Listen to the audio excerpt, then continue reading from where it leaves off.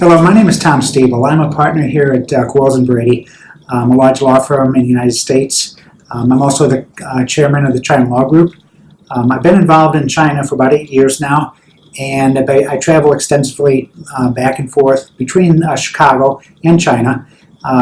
My clients usually are representative of both the U.S. and in China, and both small scale, small individuals up to large clients, large companies in both the U.S. and in China, including state-owned enterprises in China. My main focus in China is pretty diverse. By background, I'm an intellectual property attorney, but I do practice in very many different areas of law in representing Chinese clients here in the U.S., primarily in the corporate services group, and also including immigration, tax advice, and just the entire gambit of legal advice that Chinese clients are looking for when they come into the U.S. And I assist them with the assistance of my colleagues here at Quarles & Brady in setting up companies, helping them do business here, and getting them settled here in the U.S. and doing business in the U.S.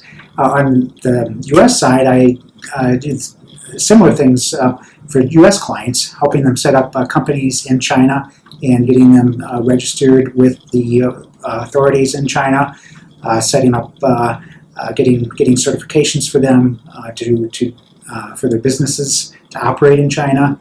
I help with import-export as well as immigration, getting visas and whatnot established for their employees. So again, it's very similar to what I do for my clients, for my Chinese clients. But the big difference between working in China is that I have to rely very heavily on a network of PRC attorneys that can actually who are qualified to do the work in China.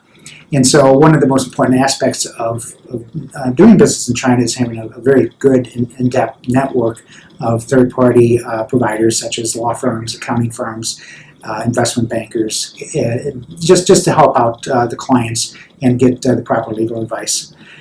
I started going to China, as I mentioned, about 8 years ago. My career has developed pretty steadily from that point on. China itself has grown and developed tremendously over that time as well. It's been a very interesting growth period for China, and it's been really a great opportunity to look at this and to be part of that. And it promises to be a very stimulating environment in the next coming years as well, and continue to grow with opportunities. I would recommend anybody who has an interest in international law to greatly consider China as an opportunity for your career development. It's a wonderful business opportunities for not just legal, but almost every type of business opportunity imaginable is over in China, and so there's plenty of opportunities. You have to really get to know the culture. You need to know the differences between the legal systems. But those are all things that you, as time goes on, that you accumulate knowledge on. And the talk that I'm going to be giving at Purdue University will be based upon some critical issues in doing business in China in the IP area. And there's a lot of similarities between the legal systems between the U.S. and China, but there's some pretty big differences.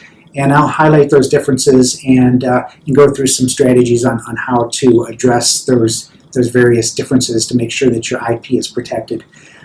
There's both legal things that you can do, but also practical things that you should implement as well to protect your IP.